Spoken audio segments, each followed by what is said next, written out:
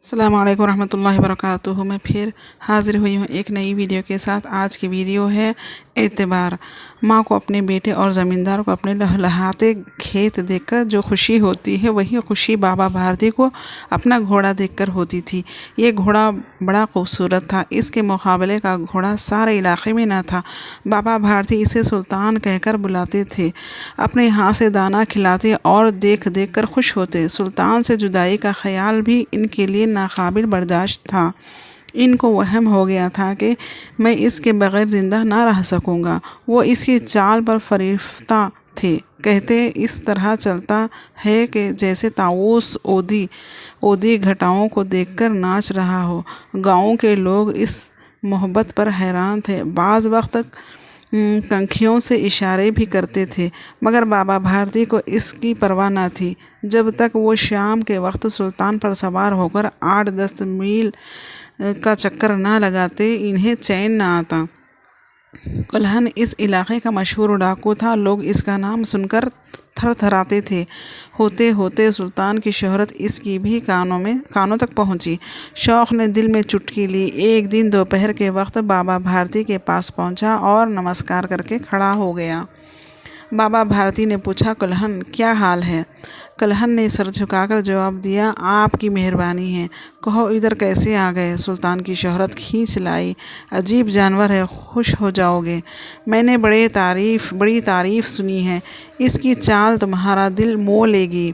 कहते हैं कि शक्ल भी बड़ी खूबसूरत है। क्या कहने, जो इसे एक दफ़ा देख लेता है उसके दिल पर इसकी सूरत नक्श हो जाती है।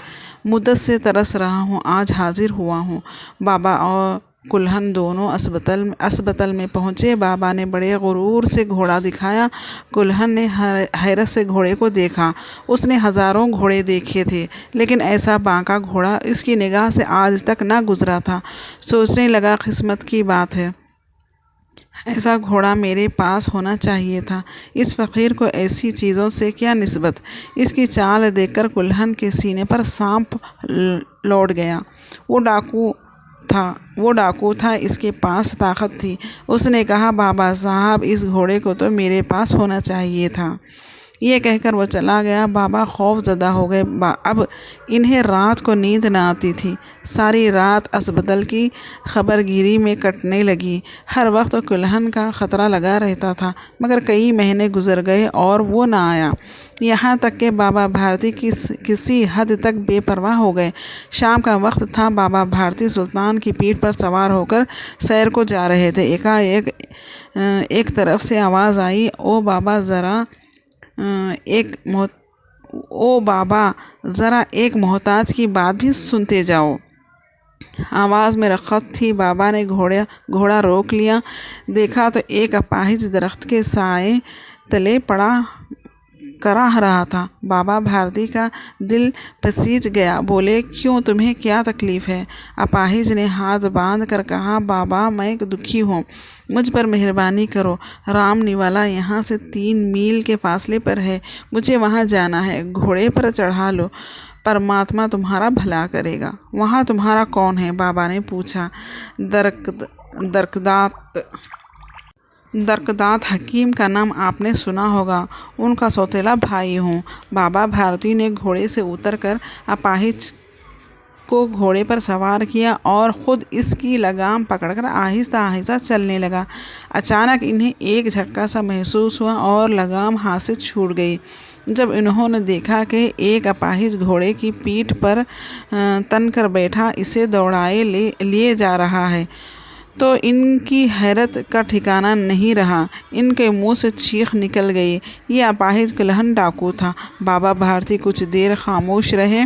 इसके बाद पूरी क़ुव्वत से चिल्लाकर कहा, ज़रा ठहरो। कुल्हन ने यह आवाज़ सुनकर घोड़ा रोक लिया और इसकी गर्दन पर प्यार से हाथ फेरते हुए बोला, बाबा साहब, ये घोड़ा अब ना दूंगा। बाबा भारती ने करीब आकर कहा, ये घोड़ा तुम्हें मुबारक हो। मैं तुम्हें इसकी वापसी के लिए नहीं कहता, मगर कुल्हन तुमसे सिर्फ़ एक दरख्वास्त करता हूँ, इसे रद्द ना करना, वरना मेरे दिल को सख्त सदमा पहुँचेगा। बाबा हुक्म दीजिए, मैं आपका ग़ुलाम हूँ, सिर्फ़ ये घोड़ा ना दूँगा। अब घोड़े का नाम न लो, मैं तुम्हें अब इसके बारे में कुछ न कहूँगा। मेरी दरख्वास्त सिर्फ़ ये है कि इस वाक़े का किसी से ज़िक्र न होने पाए। कुल्हन का मुंह हैरत से खुला रहेगा। इसे ख्याल था कि बाबा भारती इस चोरी की इत्तला पुलिस में देकर मुझे गिरफ़्तार करवा देंगे। वो सोच रहा था कि मुझे इस घोड़े को लेकर रूपोश होना चाहिए। इसने बाबा भारती के चेहरे पर अपनी आंखें गाड़ी और पूछा, बाबा साहब, इसमें आपको क्या ख़तरा है?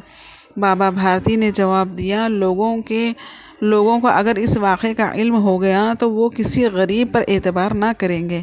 और ये कहते कहते उन्होंने सुल्तान की तरफ इस तरह मुंह मोड़ लिया जैसे इनका इससे कोई वास्ता न था। बाबा भारती तो चले गए, मगर इनका फ़खरा कुल्हन के कानों में अब तक गूंज रहा था। सोचता था बाबा भारती का ख्याल कितना ऊंचा है। अगरचे बाबा साहब को इस घोड़े से इश्क था, मगर आज इनके चेहरे पर ज़रा भी मलाल न था। इन्हें सिर्फ़ ये ख्याल सता रहा था कि कहीं लोग गरीबों पर एतमाद करना ना छोड़ दें। उन्होंने अपने ज़ाती नुकसान को इंसानियत के नुकसान पर क़ुर्बान कर दिया। ऐसा आदमी नहीं, फरिश्ता है। रात की तारीकी में कुल्हन बाबा भारती के घर पहुंचा। चारों तरफ सन्नाटा था, आसमान पर तारे टिमटिमा रहे थे। कुल्हन सुल्तान की लगाम पकड़े आहिस्ता आहिस्ता अस्पताल के दरवाजे पर पहुंचा। दरवाज़ा खुला था। कभी वहाँ बाबा भारती लाठी लेकर पहरा देते थे। कुल्हन ने आगे बढ़कर सुल्तान को इसकी जगह पर बांध दिया और बाहर निकलकर दरवाज़ा एहतियात से बंद कर दिया। इस वक्त इसकी आंखों में खुशी के आंसू थे। सुबह होते ही बाबा भारती ने अपने कमरे से निकलकर सर्द पानी से गुस्ल किया। इसके बाद उनके पाँव अस्पताल की तरफ इस तरह बढ़े जैसे कोई ख्वाब में चल रहा हो, मगर दरवाजे पर पहुंचते ही वो चौंक पड़े। इन्हें अपनी गलती का एहसास हुआ। अब घोड़ा वहाँ कहाँ था? घोड़े ने अपने मालिक के कदमों की चाप को पहचान लिया और ज़ोर से हुनहुनाया। बाबा भारती दौड़ते हुए अस्पताल के अंदर चले गए और घोड़े के गले से लिपटकर इस तरह रोने लगे जैसे बिछड़ा हुआ बाप मुद्दत के बाद बेटे से मिलकर रोता है। बार बार इसकी गर्दन पर हाथ फेरते और कहते, अब कोई मोहताजों की इमदाद करने से इनकार ना करेगा। अस्सलाम वालेकुम।